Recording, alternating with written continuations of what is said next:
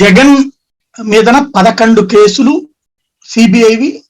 ఆ కేసుల ప్రాతిపదికన, ఆ ఎఫ్ఐఆర్ల ప్రాతిపదికన 9 కేసులు ఈడీవి.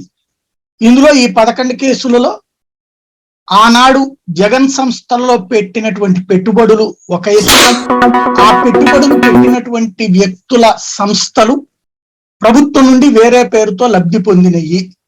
ఆ లబ్ధికి బదులుగా లంచం రూపంలో ఈ బెనిఫిట్ ఇచ్చారు అన్నటువంటిది కేసుల్లో ఉన్నటువంటి ప్రధానమైనటువంటి అభియోగం. దాంతో పాటుగా పన్నులు ఎగవేతకి పాల్పడ్డారు అన్నటువంటిది మరొక అభియోగం. ఇందులో కొన్ని కేసులలో అసలు అక్కడ అవినీతే జరగలేదు, అంటే ప్రభుత్వం తీసుకున్న నిర్ణయం అమలైంది తప్పించి అందులో అధికారి తప్పు లేదు అంటూ కొంతమంది ఐఏఎస్ల ప్రాసిక్యూషన్ కి అనుమతి నిరాకరించింది ఆనాడు ప్రభుత్వం.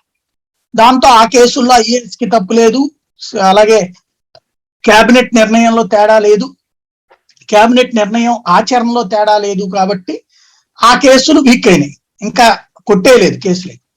అయితే ఈ ఐటీ ఎగ్గొట్టారు అన్నటువంటి కేసుకు సంబంధించి వాళ్ళ పత్రికలు ఎవరు హైలైట్ చేయలేదు. ఇంగ్లీష్ పత్రికల్లో వచ్చినటువంటి వార్త ఇప్పుడు మనం బాక్స్ లో చూస్తుంది. AP CM wins round 1 against the tax men. ఇందులో ట్రిబ్యునల్లో జరిగినటువంటి వాదోపవాదాల్లో జగతి పబ్లికేషన్స్ కి సంబంధించి దాని మీదన జగన్ కి అడ్వాంటేజ్ వచ్చింది. Reddy owned Jagan received share premium from several investors. IT had question these transactions, presented CBI findings. దీని మీద సిబిఐ అభియోగాలని క్వశ్చన్ చేసింది అక్కడ tribunal. IT said CBI charge sheet was irrelevant for the case.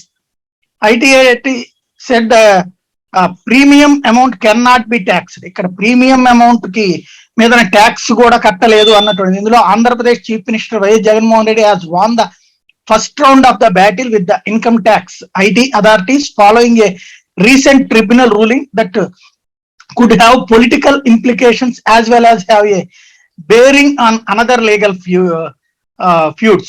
The IT Appellate Tribunal, a quasi-judicial authority, in its order on January 5th, మొన్ననగా వచ్చింది, ఇప్పుడు 10వ తారీఖు, ఇప్పటిదాకా ఈ వార్తే బయటికి రాలేదు, has struck down the contention of the IT department that had questioned the genuineness of transactions and credit worthiness of investors who had subscribed to shares of Jagati publication, the Reddy promoted company owning the Telugu daily Sakshi at a premium. The case pertains to as assessment year 2008-2009. The Hyderabad office of the tax department had alleged that that underlying these investments were quid pro quo deals and the new shareholders directly or indirectly benefited from their association with the firm controlled by the YSR Congress Party president. The taxman, which had questioned the two valuation reports by Jagadishan and Co. and Deloitte that justified the share premium, had presented the findings of the Central Bureau of Investigation, which had conducted a search on Reddy's group companies in August 2011, ruling that the share premium amount 277 crore, which arose the shares of 10 rupees each, were sold at a premium of 350 rupees a piece, was not taxable. The tribunal observed that the CBI charges was irrelevant as additional evidence. This ruling considers important factors in determining the production of additional evidence before the ITAT, and it has been ultimately held that parties cannot claim a right to adduce additional evidence. Additional evidence will be admitted only if the tribunal is of the view that such evidence will be required by it in deciding the issues before it.